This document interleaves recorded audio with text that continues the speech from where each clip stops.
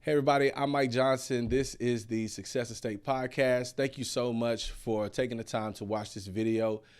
If you find any great nuggets of wisdom or anything good out of this podcast, I kindly ask that you would like, share, subscribe. It does wonders for the channel, and I look forward to interviewing more interesting people here in East Texas. Today, I've got an awesome guest with me. I can't wait to talk about our story and interview this gentleman, Mr. Aaron Alston. Thank you for being here. Thanks, Mike. I appreciate you being here. So, Aaron, if you don't mind, tell us a little bit about what it is you do and East Texas Homes. Sure.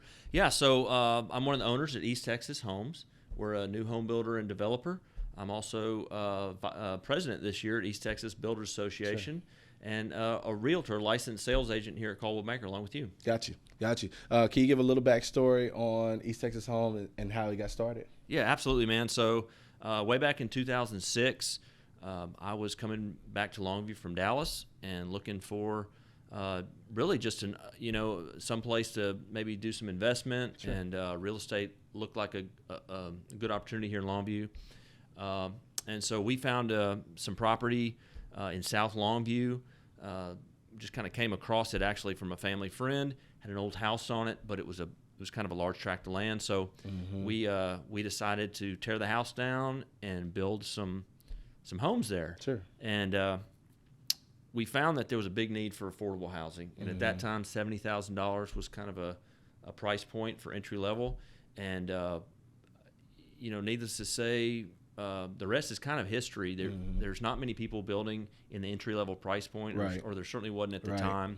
And we just were encouraged to see these neighborhoods kind of come up around the new construction, start taking care of their own properties, and it kind of pushed some of the crime out and brought people from the rental market into the home ownership market, which is super satisfying to see. Sure. And during that whole time period when the markets crashed and bubbles burst, did y'all see a big difference in your business at that time, starting in 2006 and moving forward through that crisis, I guess? Yeah. So the crash of 08, 09 really affected those people who over purchased, Gotcha. People who got in more house than they could afford.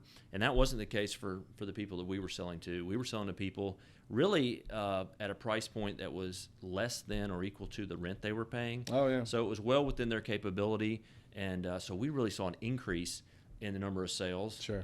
Especially because there wasn't a lot of competition. Like I said, there was not many people building in that price point.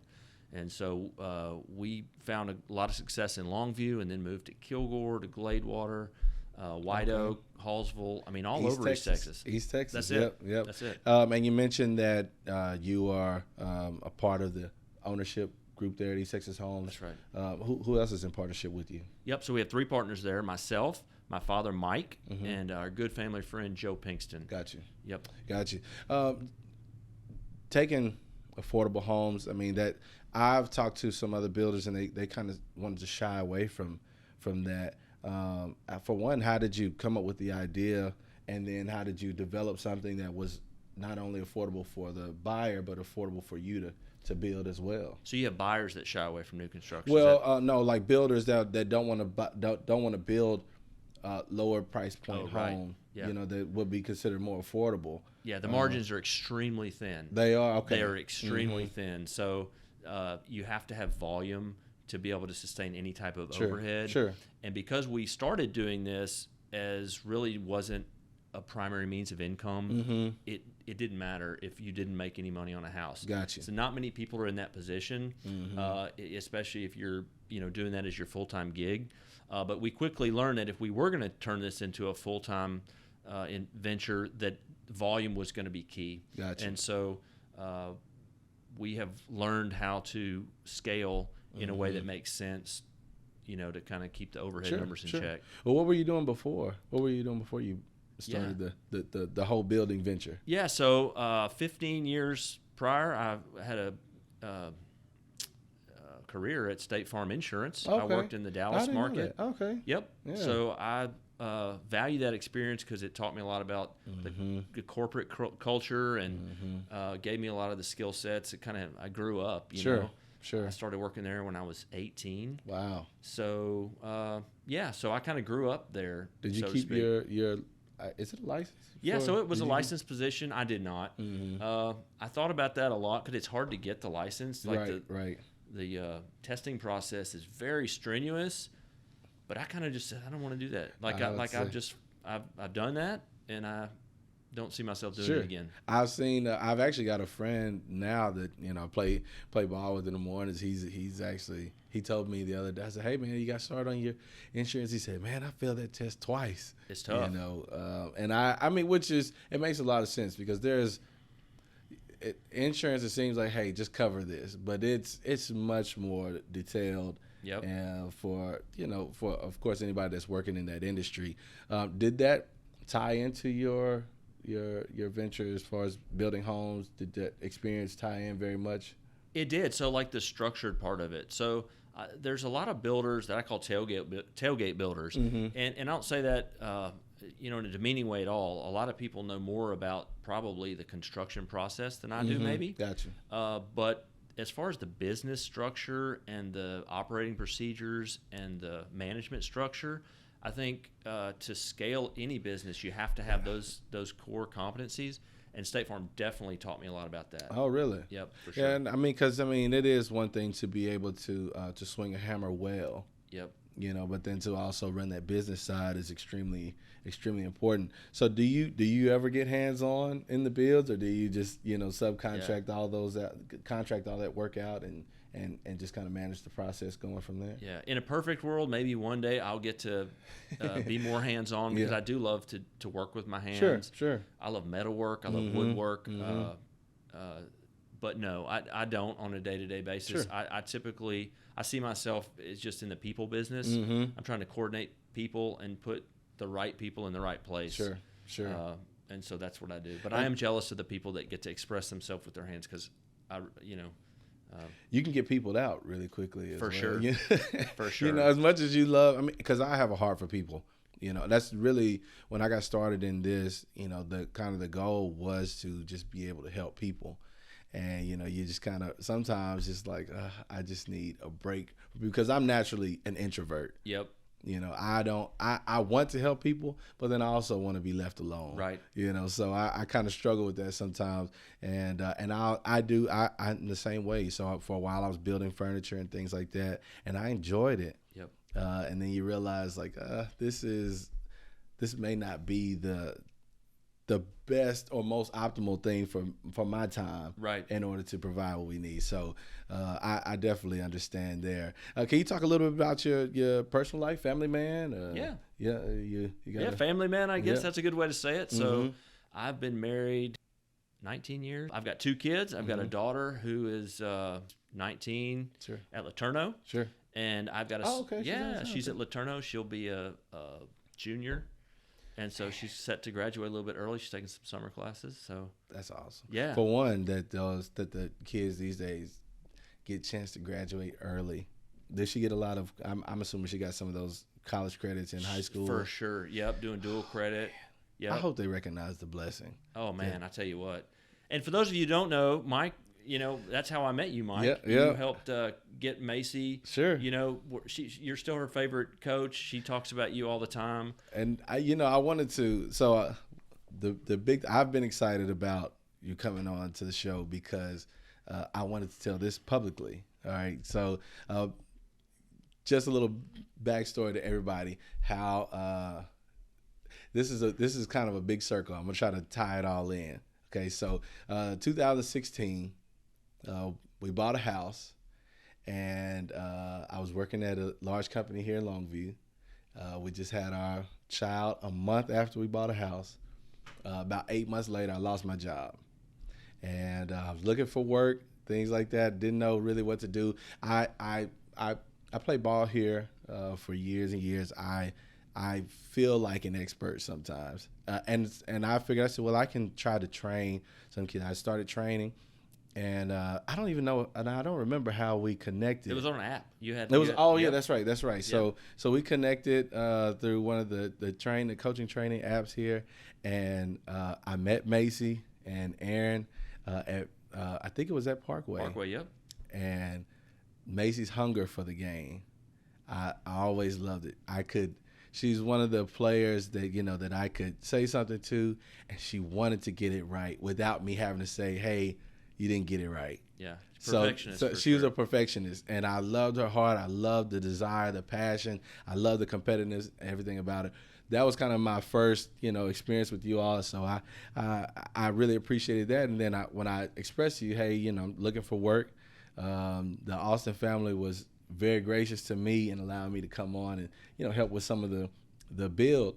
And almost forgot about that. Yeah. So I think we were over there on Oak Street. There behind the church that my dad grew up at. 2nd Street. And so 2nd Street. Okay, this is I kind of moved from I was helping to lay grass and things over there on 2nd Street, and then what's the gentleman's name that put the cabinets up? I saw him the other day. Well, he at the time. I saw him the other day. I couldn't remember his name, or I would have called out to say hello. There was a gentleman that I was helping, put cabinets up with, and I appreciated y'all giving me a lot of trust and leeway. And I was nervous, like I needed to prove myself. But I greatly appreciate it. Well, we were on 2nd Street, and I can remember this very vividly. Okay, so we had finished with the cabinets. You had allowed me to just start working on the deck, and you showed me kind of how y'all did everything. This one time I actually did see you put your hands on it. I helped put the deck, and then after that you needed the grass laid. So I'm almost in, which is, if y'all never laid grass before, it's a tedious and big job. Well, I get to the end to the driveway, and we're in the ditch. Y'all had kind of dug out a ditch for water to run off, and I looked up at the house. And I said, I could sell these. And I called my wife. Right after that, I called. I said, hey, I think I want to try to be a real estate agent. And I looked into it, and I found out, hey, you could take all your courses online. You could even get a student loan for it. So Sallie Mae, I ended up getting that student loan to be able to pay for my real estate school. And 2 years later, after I got started, that same house, the exact same house on 2nd Street where I looked up, was the house that I sold. Wow. And it's the same. I don't know if you remember. Y'all ended up putting up the fence there, and that same house came full circle. Wow. For me, and I wanted to publicly tell you thank you. Because at a time where I was really, really in a low place, you and your dad provided some extra work on the side and things like that. At a time where I'm new father, new husband, all those things, y'all were instrumental in helping me become a successful agent. And I've had some pretty good years, and it's so funny now that I can see the circle, how everything comes back around, because literally, and y'all, this house is just beyond those trees over there, 2nd Street. There were 4 houses in a row, and that second one, when I was laying grass and I looked up and I said, I could sell these, and sure enough, here we are today. And I appreciate that. That makes a lot of the headaches that I deal with worth it, because at the end of the day, and I tell the people that we work with all the time, like, your people are the absolute most important thing, and houses and money and everything else comes and goes. Sure. But, if you don't like what you do, and if you can't at the end of the day say you help somebody, then why are we doing this? Yep, exactly. Exactly. And so, getting to work with my dad is awesome. Getting to work with Joe is awesome. I also have a son who this year we've homeschooled, and he has an office now at East Texas Homes. Okay. And so I've gotten to just do life with him for this last year, and he's a senior? No, he's a freshman in high school. I was about to say, freshman. You were about to throw me off. You said, I thought you meant just this past year. This past year. Okay. I see what you're saying. Man, what a cool thing that's been for him just to do life. And he's come in homes, he's seen contractor interviews, he's seen it all. And man, like, hearing from you just how an experience that you might not have expected to have the end result that it did, Like, that's awesome. I mean, it blossomed into something. One of probably my lowest time blossomed into something beautiful, and you really you can't see it in the moment, of course. Yep. Like when it's happening, Yep. like, man, this is just, man, it was primarily my pride, it's just, man, I can't believe that I'm here, Yep. having these troubles. And like I said, for everything to come full circle, and it's extremely blessing. And I want to tell you thank you, and hopefully your dad gets a chance to see this. Mr. Mike, I greatly appreciate it. Your mom was always so kind to me, Days of Parkway, that y'all would let me come out there and train and host camps and things like that. I'll never forget those things, and it really does make an impact on how I decided to approach the business, because like you said, you end up realizing, hey, I can make a ton of money, but if I'm not helping anybody at the end, and what am I doing this for? Yeah, what's the point? I end up having a terrible experience closing on the house. And not buying the house, closing on the house. And I said, I don't want people to have the same experience. Yeah. And I could kind of see the holes of where, our agent, which I still appreciate her. I just felt like I was, okay, I may be able to tweak this and make it a little bit better to make the experience a little bit different for the next person. But you all really, I saw how you operated your business. I saw how you conducted yourself. I appreciated you challenging me on things like, hey, you need to get out and exercise. Yeah. I don't even know if you Did remember. I say that to you? Yeah, because you were running. You were running on the trail. Okay. Because Parkway, That's of course, right. the trail was right there, and you would come in sweating all the time, and it was a challenge to me, because at the time I don't like doing anything but playing basketball. And you weren't just like, hey, you need to work out more so, but it was more so like, hey, man, it's an important thing for you to take care of yourself. And from there, was kind of the time where I was like, okay, if I'm not going to get out and run, then I need to be consistent doing something. Yep. So all those things I really appreciate, because it's one thing to say, hey, here, let me help you, in this moment, but to also, I think it's very important for men to hold other men accountable. Yeah. And so I greatly appreciate you on several levels.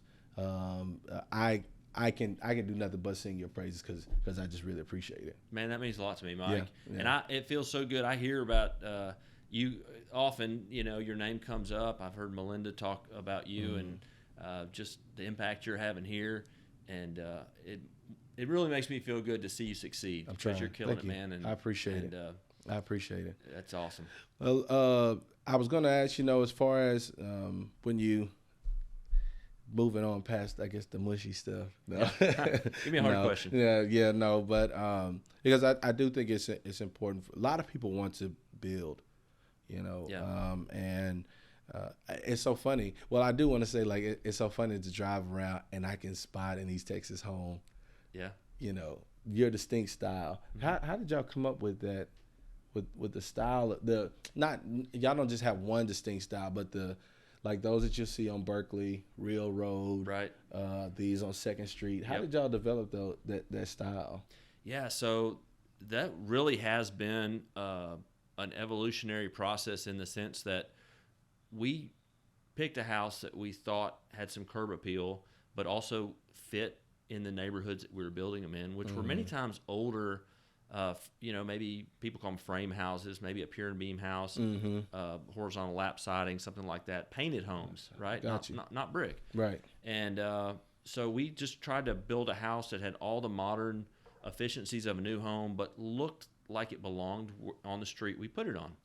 And so that's where it started. But then as we sold those, we'd have feedback from buyers, well, it'd be great if the bathroom was like this, or we had a little extra space here or there. Mm-hmm. And so since we do all the drafting in-house, we started just shaping the house a little bit differently and taking all that feedback into account, to where we've ended up with the house now that, there's really not much to change. Like it's every square foot of it is used. Mm-hmm. And as you point out, that house is very recognizable, and that's kind of our I don't know if it's entry level now. It's $180,000 for that house, but that's just due to inflation. Sure, of course, price. Of course.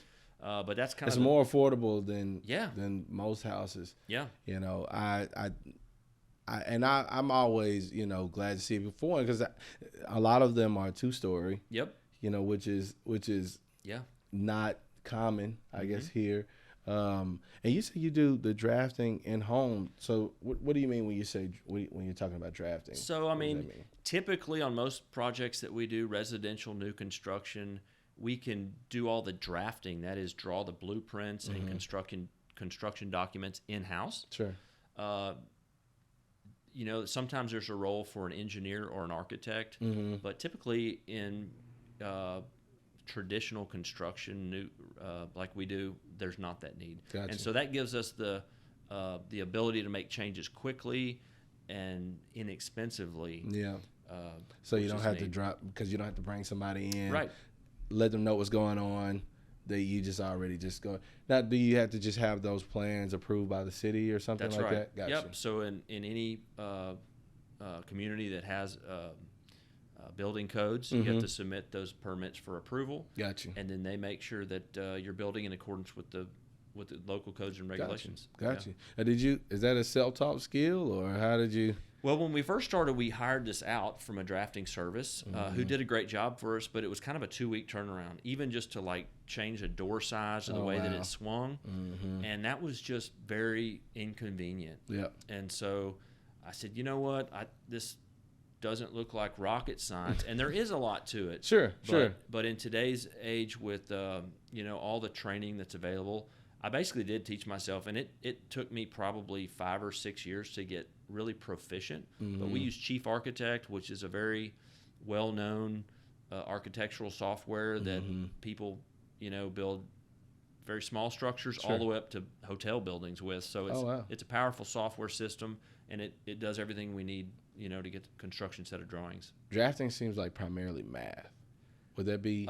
Man, all the math is computerized now. And that's saying, I mean, if you can envision and keep it within the space that you've allotted. Yep. I mean, well, I don't know, because I guess there probably has to be. There's a lot of things that I'm starting to learn. Of course, as you become an agent, you start learning about homes and all the different things like plumbing and I would get out to rural areas and think that there's no rules out here. And there actually is. If you've got a well, it's got to be a certain distance from your septic system and things like that. So I don't want to minimize drafting or anything like that. But if I try to simplify it in my head, it seems like it's. And see, something like that would fall under the licensed purview of the contractor installing those systems.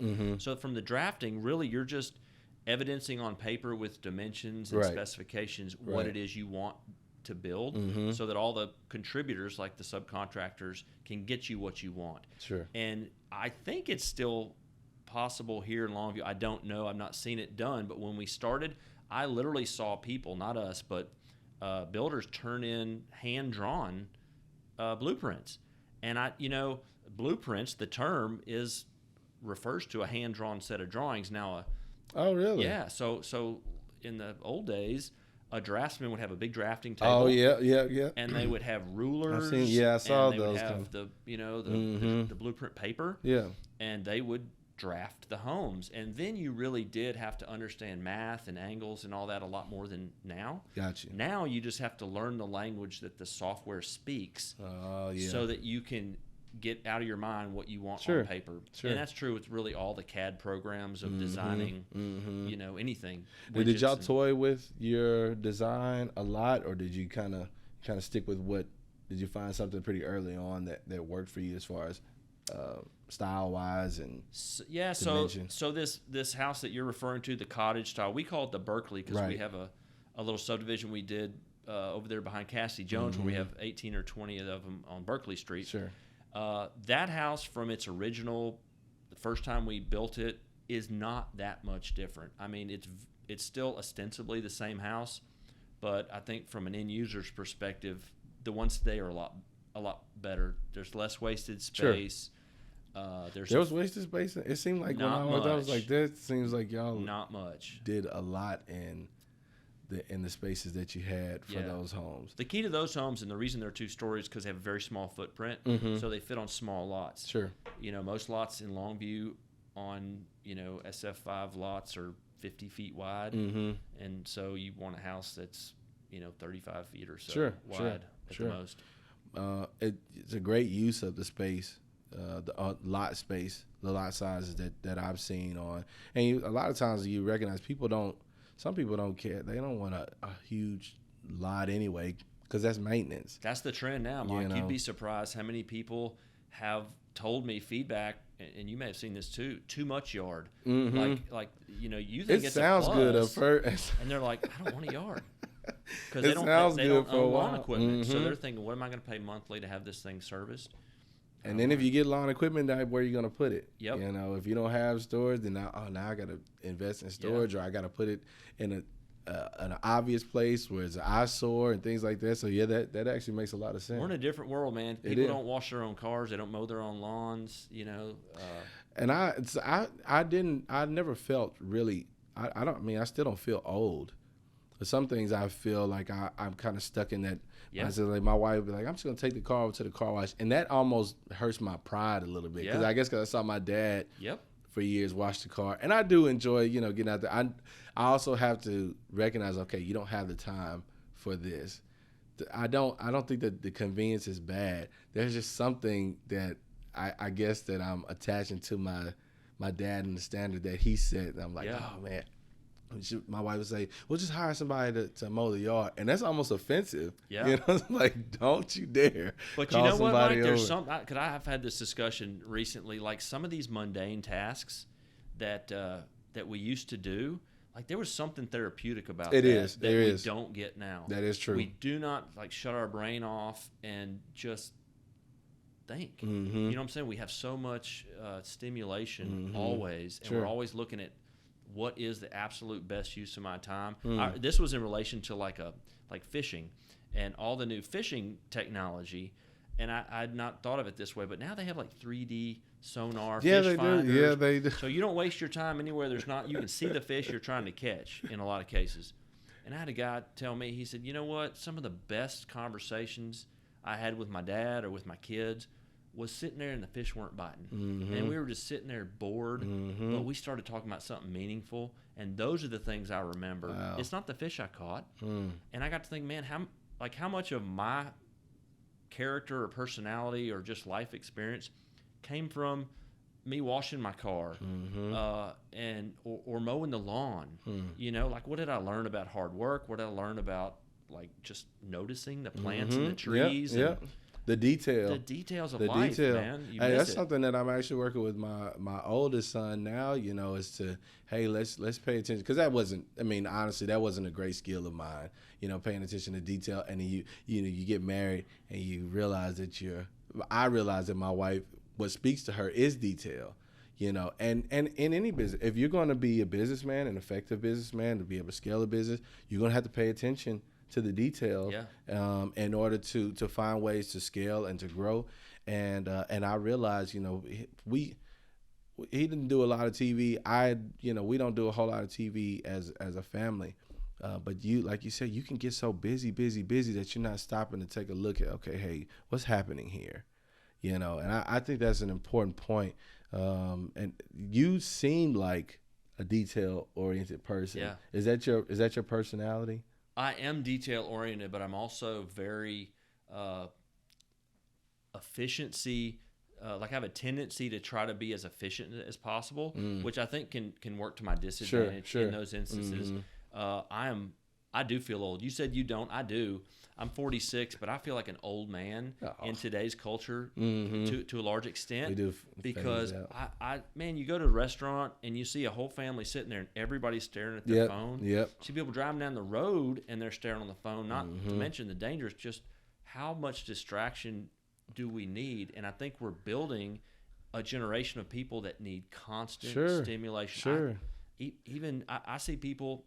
When watching TV, the commercial comes on, out comes the phone, flipping through Facebook, flipping through Instagram, TV show comes back on, put it back up.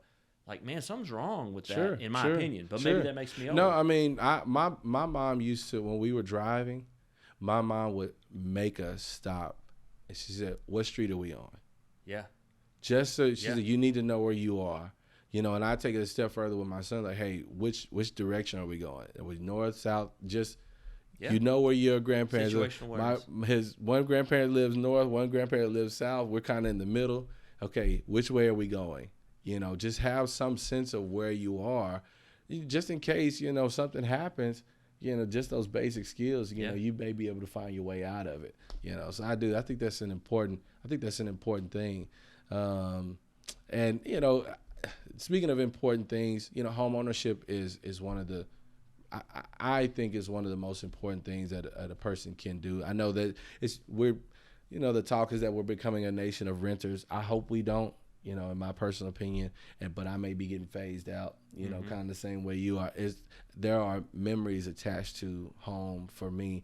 But a lot of people, of course, they see houses now, and especially in our area, a lot of houses built in the 70s, 80s, and that style is phasing out. Even the early 2000s, late 90s, that style is definitely getting phased out. People want to buy, something that's never been lived in before. Can you talk a little bit about the process of a person approaches you and says, "Hey, I want to have a house built. I don't have a lot, or let's say they do have a lot. I've got a lot. My parents left to me or something. I want to have a house built." What should a person do? Yeah, so that conversation happens more and more as the inventory is just low in Texas. We have a big shortage of housing, so I have hopefully communicated to the realtor base in our market that East Texas Homes loves realtors, and we love for them to bring buyers and participate in the process of a new build. So individual comes in with or without a realtor and says, "I have a lot, I'd like to build on it." First thing we do is talk about price point, because that honestly drives every decision from there on out. Don't need to talk about the floor plan or the features of the house, because if we're not talking about the same type of house in the right price point, you may be going down the wrong road. So we establish kind of a price point, and then I like to hear, what are the main features you need? How many bedrooms, how many baths, what style architecture are we talking about? And that helps me just from an experiential point kind of figure out, are we close? If somebody starts a conversation with, I have $150,000 to spend and I want a 4-bedroom, 2-bath, I'm thinking, well, you're probably gonna have a shortage here somewhere. Let's make sure everybody's got realistic expectations. But then once we kind of establish, that we do have a potential match, I think kind of dialing in that floor plan is important so that we can really come to a firm budget number or price to build the house. And because we do that in-house, that makes it easy. But a lot of times people will have found something online, and I tell them that's a great place to start. Home Plans, houseplans.com, there's a ton of sites where you can filter how many bedrooms, what style, what size, and they say, "I'd like something about like this." And if that's the case, we help them finalize that, alter it, tweak it, and then get to a final contract price. So you think probably the first step would go talk to a lender first before you approach the builder. You probably need to start with the loan process first. That's right, and that will establish that budget, right? Because then they can kind of back into what are my monthly payments going to look like, and what are my closing costs going to be. So starting with the lender is absolutely key for most people. Now, for when most people come to you, are you building primarily custom homes, or are they kind of go with plans that you've drafted before? What's typical for you? Man, so I would say primarily our bread and butter is spec homes. Gotcha. That is homes that on lots that we purchase, we build the house, and then we just sell it when it's finished. Before COVID, we would sell those homes in progress. People would come see the house being built. Hey, I'm interested. Can we go ahead and buy it now? And we do that. 2018 and 2019 was actually really, I tell everybody, that was actually a really good year. Right before COVID, I was people. I get I listen to a lot of interviews and things like that, and people talking about, things are on the way down. And I remember talking to somebody. I was like, well, when I look back and I think about 2019, and that was actually a really good year for me, and home prices were on the rise. To me, that's actually maybe more of an ideal. It was a stable market. Right? Exactly. It was a stable market. And so now when I look back, over the last couple of years, did y'all see the increase as well over the last 3? I know we had a lot of shortages as far as, you know, the volume of homes on the market. But then we also ran into like logistical problems and things like that. Right. Did y'all have a lot of problems over the last 3 years, and did y'all see growth as well during that time? So when COVID, when the country shut down, everybody was wondering, what is this going to do to the economy just in general? And from our perspective, we didn't know whether to send people home or just to keep trying to do what we were doing. We knew we had to finish the houses we had in progress. Right. And so we got authorization. We got our letters from the governor saying you're an essential, employee. I still got that in my truck. Just as can you believe this is in America? Right. But, so we said, all right. We got that validation. I'm essential. So we said, we're going to commit to finish what we're finishing, and it wasn't long before we realized that there was still a good demand. People were hunkered down, but I think within a couple weeks, like you saw the Home Depots and Lowe's blowing up for people wanting to get their home remodeled or building decks. And so we said, you know what, we're going to make the best of this. And so I'd say volume exploded, but margins also became even thinner because of the problems with availability, the labor market. Costs are way up on the labor side. Oh, really? Yeah. I know. So that's something I didn't think about. Well, it's because the demand is so high, and we have a limited number of skilled tradesmen here, and so they're going to go where the money is. Speaking of that, I was actually talking. Somebody was saying to me probably the day before yesterday. Yesterday. Actually, I was at an open house. I hosted an open house yesterday, and one of the gentlemen came in. He's like, "Man, one of the problems he moved here from California." He said, "Man, it's just really hard to find contractors." And I remember actually when the Montessori school was built, that article in the paper talking about there was a demand for skilled labor.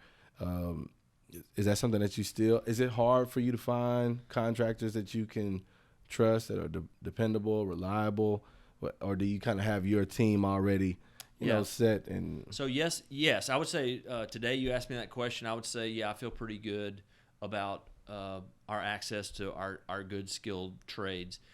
A year or so ago, I wouldn't be so sure. We do have really good partnerships with a lot of the people that we use on the regular basis. We have a lot of in-house people that we use that we can count on. But even there, you may have a good plumbing company use. Well, you can trust the plumber, the licensed plumber, maybe his journeyman, but then they have 4 or 5 levels that they rely on for installs that is very high turnover. And so those guys, even though they're trying their hardest to, hit deadlines and stuff, they just don't have the labor at a certain level in their organization. So I think that's true of everywhere. We see that in restaurants, help wanted, everywhere. It really is amazing to see how many jobs are available. Yeah. Especially at this point in time when, you hear recession and all these things like that. And it's like, wait a minute. I thought when recessions happened, there wasn't work available. Right. And it seems like just driving down Judson Road here, you'll probably see 5 or 6 signs before you get to the loop of help wanted signs. So that's always kind of amazing to me. On the construction side, now we know, with Spec House, you're pretty much going to build according to the plans. But when it comes to custom homes, I've talked to some builders before that expressed, I guess, some anguish, not anguish, but some frustration when it comes to custom because of course the expectations for the home change. Right.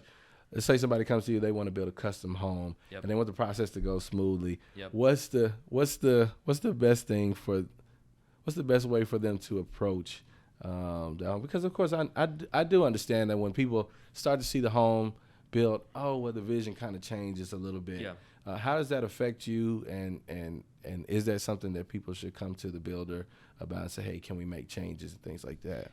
So custom homes are ostensibly, like you said, almost a whole different process in the sense that number one, everything you do as a builder is being watched.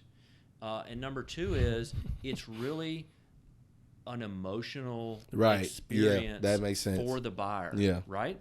So when you're buying a spec home, maybe it's their first home, maybe it's their biggest home purchase or their biggest expenditure yet, but they kind of see what they get and they can have a home inspection done, they can look at the house, they can touch it, feel it. They feel good about what they're buying. On a custom home, this may be their biggest investment, and they are just worried, or they have some anxiety about, am I really going to get what I want? Mm-hmm. And it feels in a big sense like this is very final, and whatever I do now, I can't change. Mm-hmm.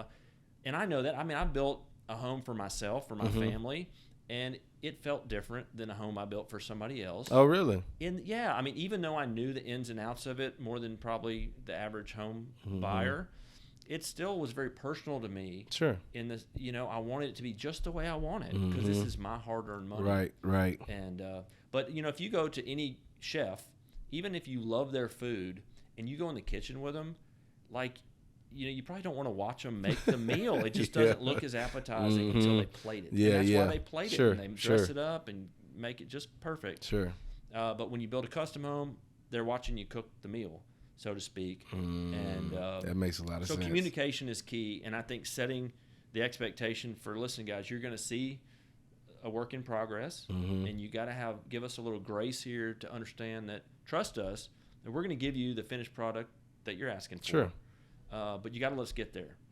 And so with the communication piece, there is got to be a personality fit. Sure. And I know home builders who really only do customs, and this particular builder told me one thing he always does before he agrees to build a house is he'll go out to eat with the family. Oh, man. That's a good step. Yeah, take them out to eat and just see how they react if they get the wrong meat. If the waiter does something wrong. Oh, yeah. Are they yelling and screaming and asking for their money back? Or are they showing that waiter a little grace? Sure. And just making sure you have a good personality. That's a great idea. You're going to be living with that person, in a business relationship for the next year, probably. Yep. And you got to make sure that they like you and you like them. How long, spec first, and then for a typical, I guess there's no such thing as a typical custom home, but for a custom, what are the time frames that it normally takes to build a 7 months to a year on a custom? 7 months to a year. And that's the customs we build, which Sure. are not $2 and $3 million. Sure. These are 2,500 square foot or so, nice homes. But yeah, so 9 months to a year on a spec house. Used to be, we would aim for a 90-day turnaround. This is pre-COVID. Wow. 90 days. Wow. Now it's 180 days. Sometimes 210, 7 months. Because of waiting on. Just the new normal is everything takes longer. Really? Yep. I thought that would be something that would change quickly. When I started seeing like issues with like lumber and things like that. But I'm still don't. I think I've only heard one story where like windows somebody ordered new windows and they came in on time. Yeah. Is that so? That's still kind of the same issue. Well, it's not so much from a material side. I think it's more the labor side. Oh, really? Yeah. Does that hurt your margins a lot?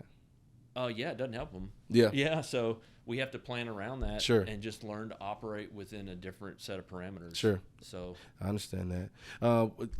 So if a person has, their idea for a home, do y'all have like model homes, like where people can go and say, hey, you can go get ideas and inspiration from this type of home that we're already building, things like that. Do y'all have those available? So model homes, no, not per se, but we typically do have homes under construction or almost finished or finished that aren't lived in yet. And absolutely, we try to make those available for people to go walk through and see and feel and touch the home. Sure. When even more so in that process, like, are y'all helping people secure financing for the home? Like, if they haven't come talk to the lender yet, like, do you have partners in the lending side that maybe not I don't know if prefer is a bad thing or not, but do you have lenders that you prefer, like you just have established relationship with that you would? I tell people we have lenders who we've worked with, who we've found have provided good service. Yeah. And then I'll, happily provide that referral. They can, and pretty much most lenders, they can cover any area in East Texas, right? That's right. Yeah. Is there a place that you prefer to build in East Texas? Like, if there's an ideal city, like, hey, this was like not the easiest, but it was like the smoothest process to come in and build. Because I've actually heard builders complain about the city of Longview. Yeah. You know, and I'm not trying to get you to bash city of Longview or anything like that, but is there places that you've gone and like, hey, this was actually a pretty smooth relationship with the city? Yeah. So, man, honestly, the one that comes to mind is Gladewater. Really? Gladewater wants new development, and they're doing everything they can do with the structure they have to encourage it. Sure. You can almost go in with your set of permit applications and walk out with what you need. And, you know, I understand they're smaller. They don't have as much bureaucracy that is inherently just there at cities like Longview. Right. But and honestly, you know, you mentioned Longview. Longview has come a long way. I think I've heard the same thing. A lot of that, though, is based on maybe what the experience was 10 years ago or whatever. I think Longview's really trying to improve their process, and I love to build in Longview. And builders who tell me that they'd rather not mess with it, like, it's worth it because the Longview market is so good, and you just kind of have to, you know, follow the expectations they set, and then for the most part, I consider it a fair process. I hear people in Austin, Dallas, Houston, Conroe, who oftentimes wait, you know, more than 3, 4, 5, 6 weeks for permits. What? Yeah, and that would be I couldn't imagine how that would be to do that. So I'm thankful when I hear people like that. I'm like, wow, I'm so thankful. For one, I guess if people don't want to build here, that's more opportunity, you know, for you. Yeah. If less competition. That sounds like a great thing. As far as you know, when you innovation, you know, in home building, like to me, when I look at, you know, the cottage style homes, you know, that y'all built, I know that y'all have other style homes that you built. That one sticks out to me, of course, because of the nature of my relationship with them that we talked about earlier. But the innovation that y'all bring, like, do you get a lot of pushback from the cities or anything like that, or do you just kind of come and say, hey, this is solid, and you get a lot of agreement from the city officials? Man, I would say the opposite, Mike. Like the homes, even at the entry level price point, that was like one of the non-negotiable points of what we would do when we built a home. It had to number one, pass code, but we wanted it to exceed the expectation of you know, the city requirements from a structural and an efficiency standpoint. And to that end, man, it's been some time ago now, many years ago, we partnered with AEP SWEPCO. Oh yeah. And so every home that we build has what they consider their new home program energy package. We use spray foam insulation, heat pump, AC systems. We use high efficiency windows and doors. And so the homes that we build are top of the shelf in terms of energy efficiency and construction standards. So because of the price point, we don't get to do some of the crazy wild things with technology or appliances that some of the builders can do in a much higher price point home.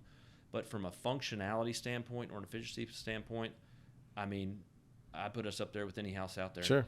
That was going to be actually my next question to ask you about, you know, those lots of people are turning into, you know, are looking at like energy efficiencies and things like that. You talked about the AC and heating system. What other kind of ways do y'all implement energy efficiency in your builds? Yeah, so I mentioned spray foam. Like on the houses you're mentioning, they are 2-story, but they're really what I would consider like a Cape Cod 2-story. You don't have a traditional second floor. You're basically, okay, I see what you're saying. It's living attic space, and so you have big vaulted ceilings upstairs, and you have a cavity that doesn't lend itself well to getting a good volume of blow-in insulation. So we spray foam that, and you know, of course, the city mandates a foam caulk and seal package, which seals all the air gaps and draft problems that you may have in a home. So, and then they do what's called a blower door test to kind of test the air exchange in the house, how many leaks you have in the doors and windows. And so by using those high efficiency windows and doors and the good insulation, you have a home that can perform well and requires much less capacity for an air conditioner to, you know, heat and cool and exchange the air like it needs to. On those, when people are coming to you and they're asking, about buying a house, let's say they don't have a plot of land or a lot anywhere. Do y'all help in finding those as well? And like I said, is this where your license, your realtor license comes into play? Like, do you help with that as well? Yeah, so we do have areas that we're developing where we just have lots or land that we can try to allocate for somebody if that works for them. But if not, I'll typically refer them to a realtor. Sure.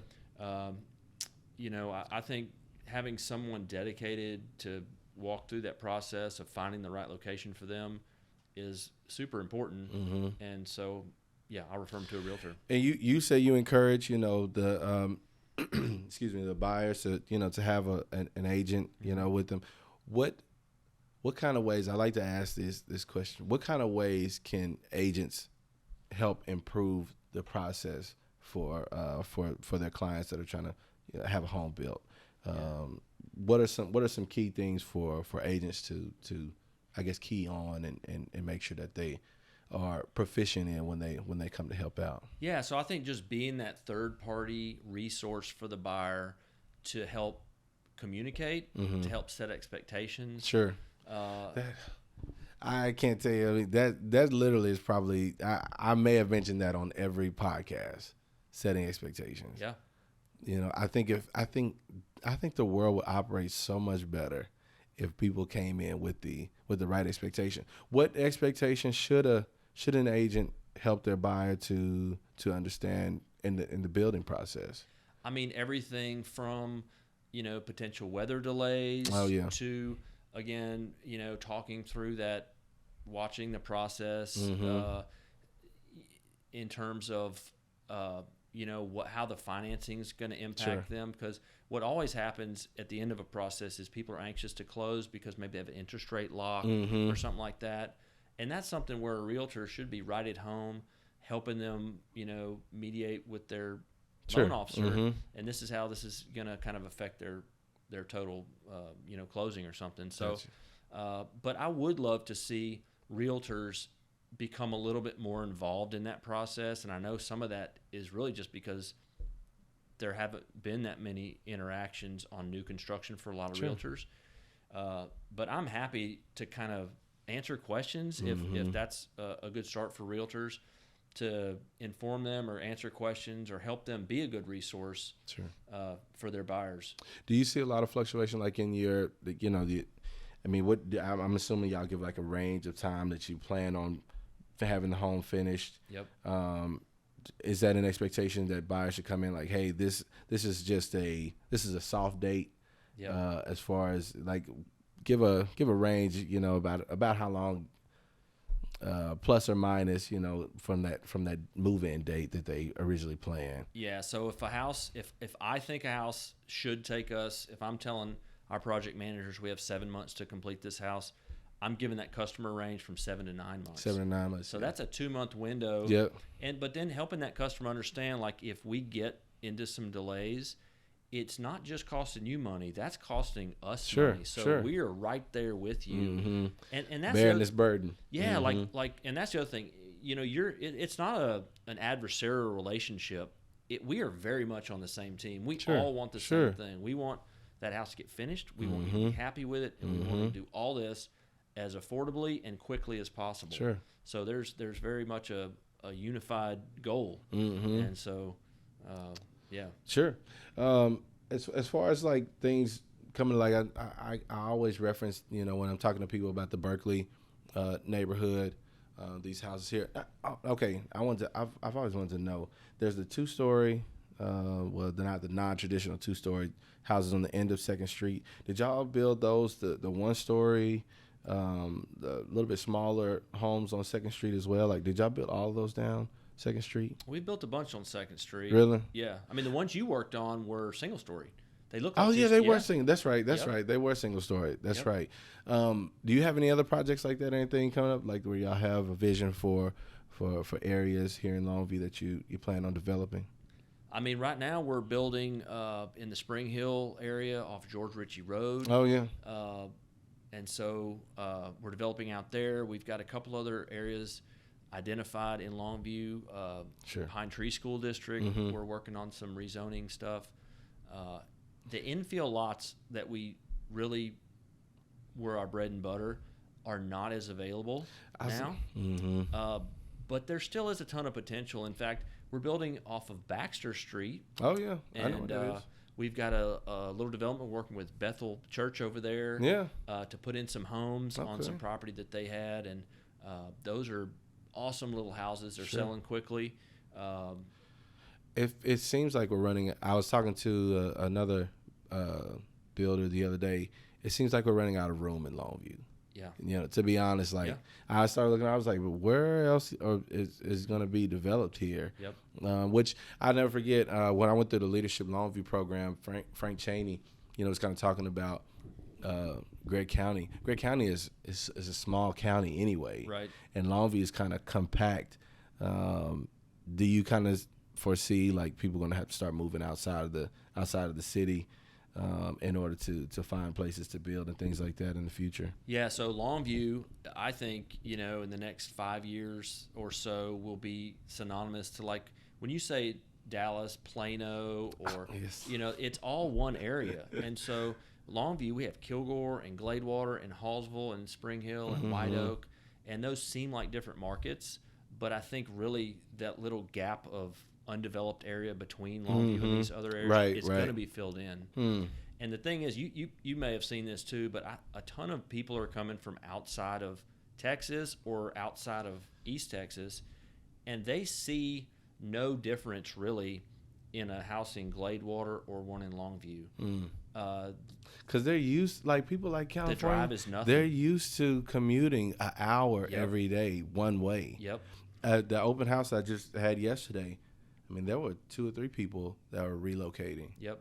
From California, and I can't tell you, of course, how many calls we receive from people coming from out of state, moving into our area.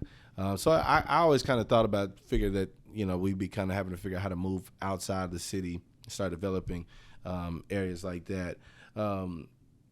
As far as for the future, looking forward, it seems like houses may start becoming. Well, let me say this first. I never saw really a difference in affordability. Like when the prices skyrocketed, the interest rates were so low. It seemed like most of the monthly payments were staying really kind of the same. Right. Even though those prices were high, so people could afford, quote unquote, more house. Now we start to see some of those prices start to fall. Do you feel like we're heading in the right direction as far as like where the average sales price is and things like that I'm sure will affect your business as well? Do you feel like we're kind of landing in a better place now? I mean, the market is definitely stabilizing in that sense, and who knows what interest rates will do, right? I mean, that's everybody's guessing though. Everybody's guessing, and so I think though the demand has still been high, so I think people are willing to gamble on the fact that even if they don't come down right away, and even if they maybe go up, 5 years from now they're going to come back down, and people will refinance. So that, and when you look at like the rate of inflation, wow, like that's going to continue to go up. That's not going to come down. And so if you look at building a house today and say you're going to spend $200,000 on that house, all other things being equal, if you wait a year, that house is going to be $225 next year, and it may be $250 the year after that, and that's just going to keep marching. That's crazy, and that's just because of inflation. So the best time to buy a house is 10 years ago, and that's still true. It is. It's amazing. I mean, and let's see, we're on year number 7.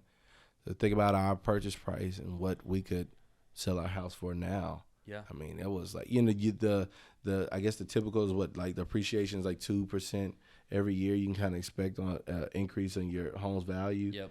And then of course the pandemic just blew the roof off of that. And then when the pandemic quote unquote ended, a lot of people expected things to just plummet, and we really haven't seen that. It dipped for a while, but now our median sales prices are back on the rise again.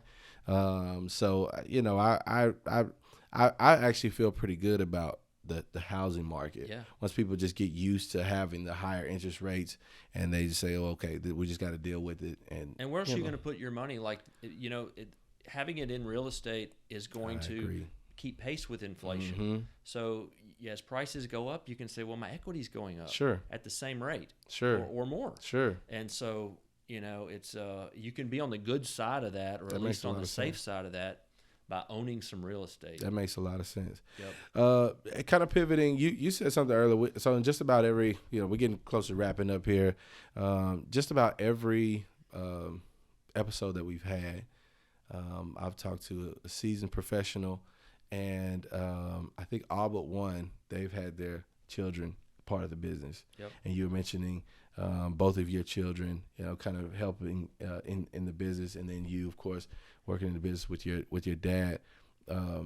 Was it something that you kind of planned for them to, hey, I'm gonna bring them into the business, let them learn some, and just have this skill in case they want to use it, or did it just kind of happen naturally, like they just kind of found their way into helping out at the business? Well, I mean, my dream would be for my kids to either work with me or Sure. work in the business in some capacity. But they've got to take their own path to get there.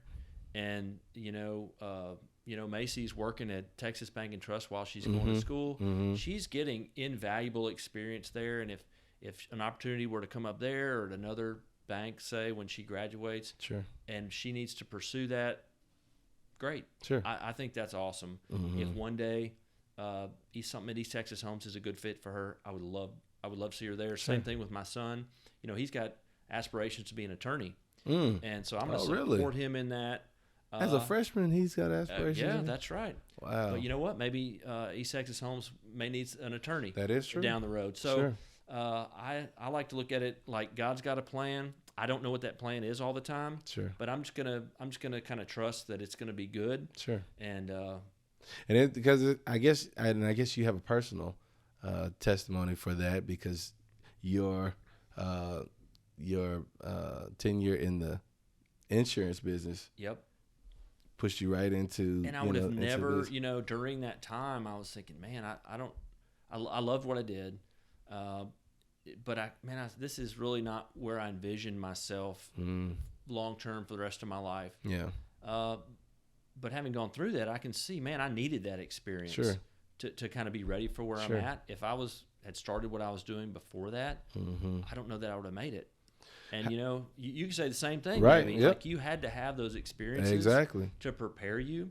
And so when you get to the point where you have the right perspective, saying, I don't know exactly what I'm doing, if this is going to be it, but I know that I need to go through this. Sure. And just being happy with the process. How important is it? You mentioned earlier, that your son was in the room sometimes for some conversations with professionals. How important do you feel like that's going to be for his future? I think that's awesome.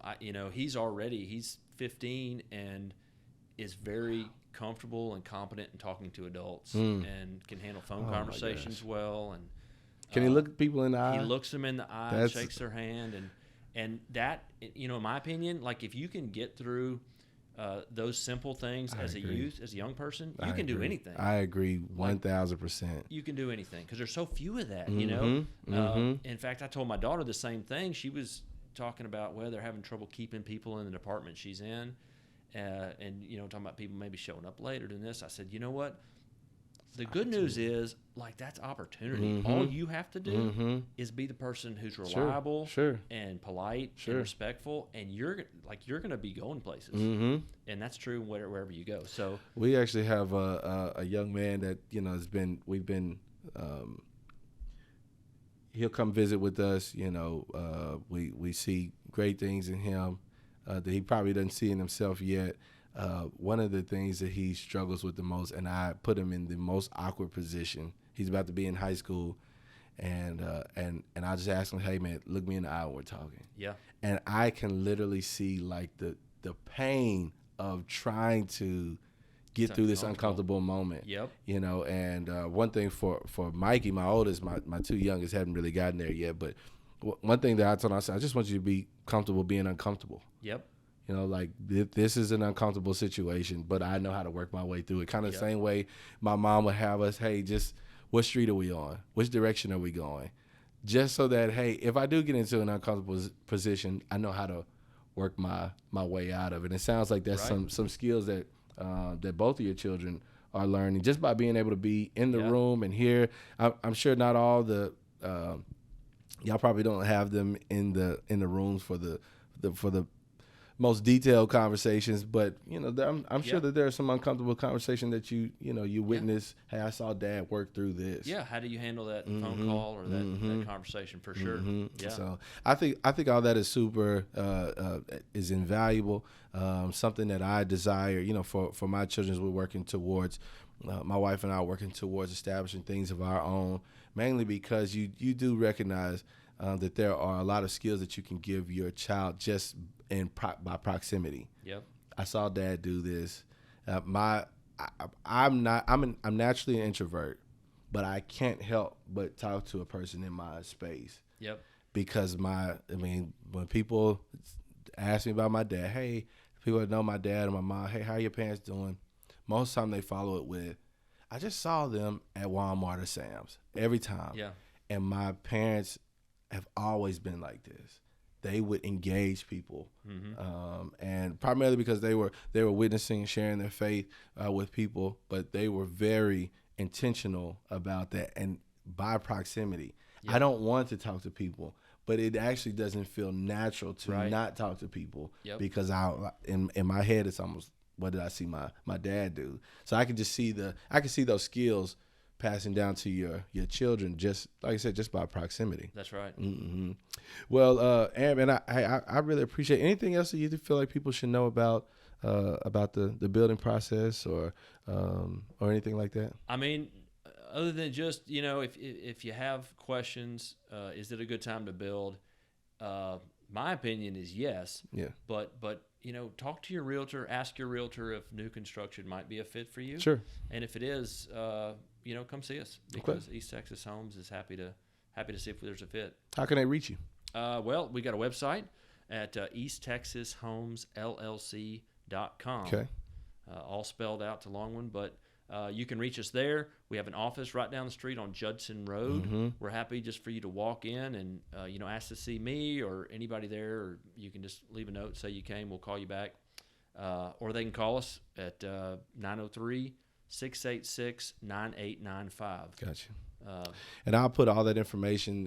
If y'all didn't catch that, check the comments, the description. I have all the information there for them to be able to reach out to you. Aaron, I really appreciate it. Once again, I want to stress to you how important you've been in my career and how much I appreciate it. I don't know that I've ever verbalized to you, but as I was sitting back and I thought about it, I've never forgotten, and I've always greatly appreciated you, your parents, your wife, your children, even all of you have been an inspiration to me and have truly helped me along the way here. So I greatly appreciate it. It's great to hear, man. I look forward to continue great things from you, Mike. Likewise. All right. Thank y'all so much. And like I said, if you got anything great from this, please like, share, and subscribe. If you're watching on YouTube, if you're listening on Spotify, please subscribe. It helps a ton. We want to be able to put out more great information. If you're needing help with anything, like I said, you feel free to give me a call, 903-806-6905. I'll walk you through whatever process you may be having. If it's you want to buy, build, sell, invest, whatever that may be. But most importantly, thank you for your time and watching this video, and we look forward to seeing you next week. Thank you.